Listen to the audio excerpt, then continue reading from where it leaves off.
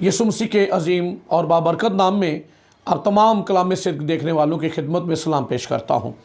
उम्मीद है आपका क्रिसमस बहुत अच्छा गुजरा होगा। सो खुदावंद आपको बरकत दे। और अब हम एक नए साल के अंदर दाखिल होने को हैं। ये साल ख़त्म होने वाला है और नए साल का आगाज़ हुआ चाहता है। बहुत सारे साल के आगाज़ में अहद व पैमा किए जाते हैं, अहद किए जाते हैं, वादे किए जाते हैं, लेकिन थोड़ा ही अरसा गुज़रता है कि वो अहद व पैमा करने वाले भूल जाते हैं।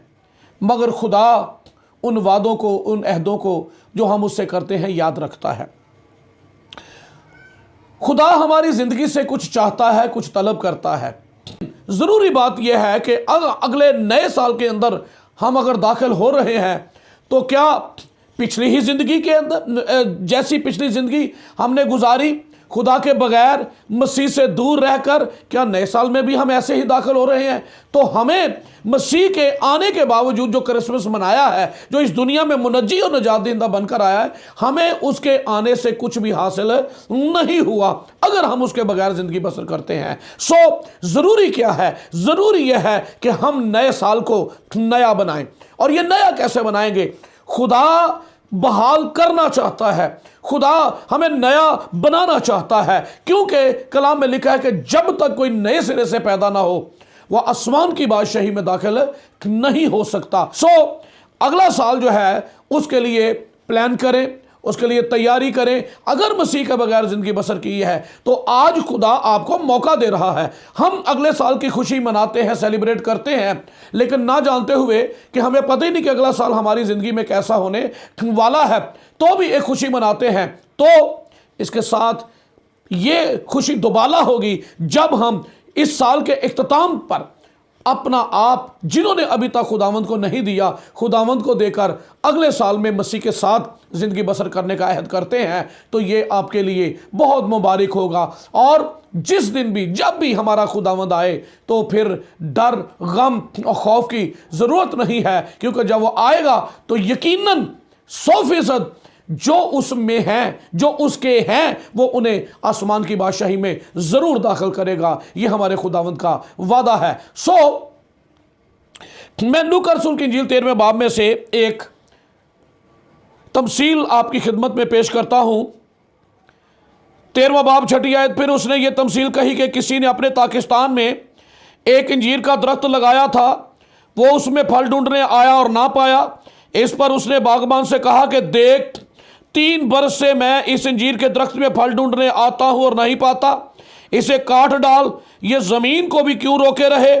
उसने जवाब में उससे कहा, आए खुदावंद, इस साल तो और भी उसे रहने दे, ताकि मैं उसके गिर्द थाला खोदूं और खाद डालूं। अगर आगे को फला तो खैर, नहीं तो उसके बाद काट डालना। सो ये तमसील हमें आगाह करती है, अलर्ट करती है। खुदा मोहब्बत ज़रूर है, लेकिन बेबल ज़िंदगी को वो कबूल नहीं करता है। ऐसे दरख्त को के बारे में कलाम लिखा हुआ है कि दरख्तों की जड़ पर कुल्हाड़ा रखा हुआ है। सो जो डाली फल देती है उसे वो छांटता है ताकि और फल लाए, लेकिन जो फल नहीं देती उसे वो काट डालता है। सो यहाँ पर मालिक है जिसने पाकिस्तान लगाया, और मालिक आकर बागबान से कहता है कि देख, मैं 3 बरस से आ रहा हूं और इस दरख्त के अंदर फल नहीं पाता।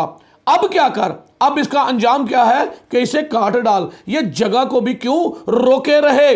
इसका मतलब है कि 3 साल तक मालिक ने मोहलत दी है।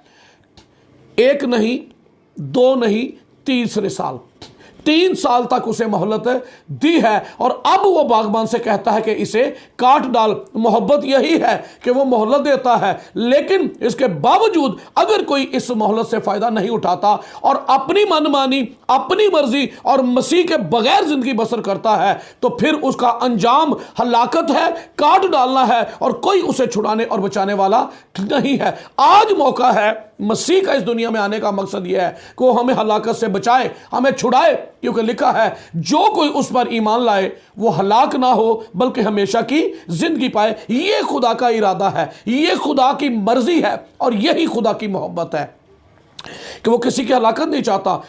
जब कोई मसीह के बगैर ज़िंदगी बसर कर रहा होता है तो इसका मतलब ये होता है कि वो ये समझता है कि मैं आप अपनी ज़िंदगी बसर कर सकता हूं। ये एक घुमंड की किस्म है, ये अना है कि वो मसीह के बगैर ही ज़िंदगी बसर करना चाहता है। तो इसका मतलब यह है कि उसे मसीह की ज़रूरत नहीं है। कलाम मुक़द्दस में ये लिखा हुआ है, तुम मुझसे जुदा होकर कुछ नहीं कर सकते। तो जब हम उसके बगैर सब कुछ करने की कोशिश करते हैं तो इसका मतलब है कि हम अपने आप पर फख्र करते हैं, हम अपने आप पर, अपने जोरे बाजू पर, अपने कामों पर उस तकिया करते हैं, भरोसा करते हैं। तो ऐसे लोगों के बारे में लिखा हुआ है कि वो बर्बाद हो जाएंगे, वो तबाह किए जाएंगे। और यहां पर उसने कहा कि इसे काट डाल, मालिक की मोहलत से फायदा उठाइए। आज अगर आप जिंदा हैं और मसीह को कबूल नहीं किया है, अभी तक मसीह को निजात दिन तक कबूल नहीं किया है, तो इसे मोहलत जानिए। आप उन सालों में अपने आप को गिनिए जो खुदावंद ने दिए हैं, कि खुदावंद चाहता है कि आप बच जाएं, खुदावंद चाहता है कि आप जिंदगी पा जाएं, क्योंकि वो किसी की हलाकत नहीं चाहता। लेकिन जिस दिन खुदावंद आ गया, उस दिन फिर उसके बाद ना तौबा की मोहलत है, ना उसके बाद कोई और रास्ता है।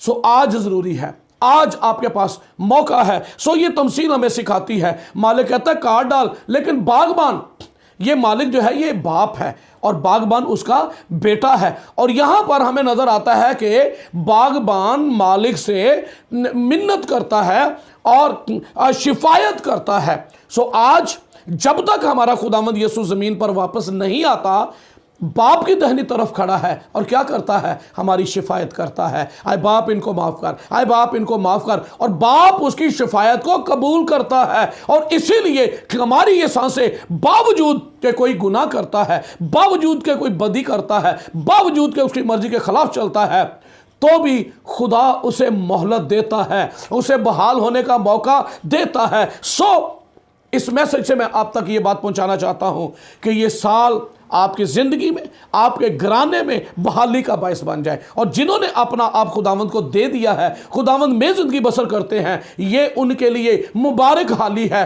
कि वो मसीह में है। क्योंकि जब हमारा मसीह आएगा, जो मसीह में पाए गए, जो मसीह में हुए, वो बादलों पर उठाए जाएंगे, बदल जाएंगे। इरादा लोग बहुत करते हैं, अहदो पैमा बहुत करते हैं। ये 31 दिसंबर की रात तक ही होता है, ओ ये नया साल मेरी ज़िंदगी में, खुदावंद नया साल हो, ऐसा कर दे और मेरी ज़िंदगी में ऐसा कर दे। सो ये अच्छी बात है, लेकिन खालिस नियत से दुआ करना जो है वो बहुत ज़रूरी है। ये रस्मी दुआ ना हो। मैं आपको बताता हूँ, 98 में मैंने 31 दिसंबर की रात थी और मैं भी मसीह के बगैर ज़िंदगी बसर कर रहा था, मसीह से दूर ज़िंदगी बसर कर रहा था। लेकिन 98 की रात, 31 दिसंबर की रात की इबादत, उसमें एक छोटा सा पैगाम था जो मैंने सुना, और वो ये था कि मसीह के पास एक मफलूज को 4 लोग लेकर आए और जगह ना मिली, ऊपर से छत खोलकर उसे ऊपर से लटका दिया। वो हिल नहीं सकता, ना उसके हाथ ना उसके पैर, वो बस शायद देख रहा हो, फालिज का मारा हुआ है, उसका बदन का कोई उज़्व जो है वो काम नहीं कर रहा। तो मैसेज उस रात ये था कि ये शख्स जो शायद सिर्फ देख रहा है लेकिन और कुछ रिएक्शन नहीं कर सकता, आपको जवाब नहीं दे सकता, उसकी ज़बान नहीं हिल रही, हाथ पैर नहीं हिल रहे, तो ऐसा ही वो शख्स है जो मसीह के बगैर है और जिसकी ज़िंदगी में मसीह नहीं, और वो वर्शिप नहीं है, और उसके कदम खुदा के घर की तरफ नहीं उड़ते हैं। उसके पैरों पर फालिज है, जो खुदावंद की सताइश करके गा नहीं सकता, उसके ज़बान पर, उसके होंठों पर, उसके लबों पर जो है वो फालिज है, उसके हाथों पर फालिज है, जो खुदावंद की सताइश के लिए ताली नहीं बजा सकते। सो एक एक बदन का हिस्सा जो है वो खुदावंद के लिए नहीं है, तो वो मफलूज है, वो फालिज ज़दा है। और फालिज ज़दा जो है एक वक्त आता है कि वो इस दुनिया से रुखसत हो जाता है। क्या हम में से जितने आप मैसेज सुन रहे हैं, किसी के मुंह पर जो खुदावंद के लिए गा नहीं सकता, किसी के हाथों पर जो खुदावंद के लिए अपने हाथ इस्तेमाल नहीं कर सकता, किसी के पैरों पर तो नहीं है जो खुदावंद के घर की तरफ वो कदम जो है वो रुक जाते हैं, खुदावंद के घर की तरफ वो जा नहीं पाता, खुदावंद के हजूरी में आकर वो प्रस्तिश नहीं कर सकता, खुदा की इबादत नहीं कर सकता, तो फिर वो मफलूज है। उसके पैरों पर फालिज है तो अपने फालिज का, पैरों के फालिज का इलाज करवाना होगा। हाथों पर फालिज है तो हाथों के फालिज का इलाज करवाना होगा। जुबान पर फालिज है तो जुबान के फालिज का इलाज करवाना होगा। और इसका इलाज किसी इंसान के पास नहीं है, सिर्फ और सिर्फ खुदा के बेटे यीशु मसीह के पास इसका इलाज है, जो मुर्दों को भी जिंदा कर सकता है और मुर्दों को बुला लेता है, आए लाजर बाहर आ जा, ऐसे जैसे कि कुछ सोया हो। यार की बेटी को यीशु ने, मुर्दा थी जिसे यीशु ने जिंदा कर दिया, अंधों को आंखें दी और बहरों को सुनाया। सो आज भी खुदावंद वही कुदरत रखता है। आज नए साल का मैसेज ये है, खुदावंद आपको बहाल करना चाहता है। आप माशी एतबार से परेशान हैं, आप जॉबलेस हैं, आपकी जॉब नहीं है, आपके घर में तंगदस्ती है, आपके पास रहने को घर नहीं है, इस साल खुदावंद आपको दावत देता है, बुलाता है बहाल करने के लिए कि आप उसके पास आए। खुदावंद आपको ब्लेस करेगा, खुदावंद आपको बरकत देगा। फक्त करना क्या है? फक्त यह है कि अपनी ज़िंदगी उसे दे दीजिए, अपनी ज़िंदगी उसे सौंप दीजिए और इस साल वाकई अहद कीजिए। मैंने इस साल 98 में यह अहद किया था, खुदावंद मैंने देखा कि मैं फालिज ज़्यादा हूँ, मेरे तो पूरे बदन पर फालिज है। मुझे ऐसा लग रहा था कि वो शख्स जो है जिसे यीशु के पास लाए वो नहीं, मैं लेटा हुआ हूँ।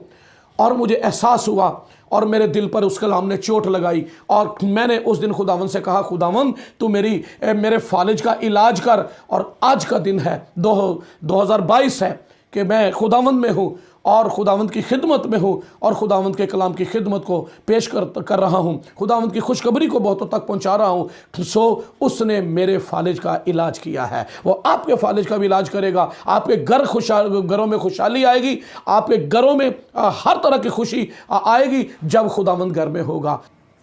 इस कलाम के वसीला से खुदावंद आपको बरकत दे। आखिर में फिर आपसे एक दफ़ा दरख्वास्त करता हूं कि अगर आप चैनल पर नए हैं तो इसे सब्सक्राइब करके बेल के आइकन को दबाएं और ऑल पर क्लिक कर दें और इसको लाइक ज़रूर करना, शेयर करना, ताकि ये कलाम बहुतों तक पहुंच सके। यीशु मसीह के नाम में आमीन।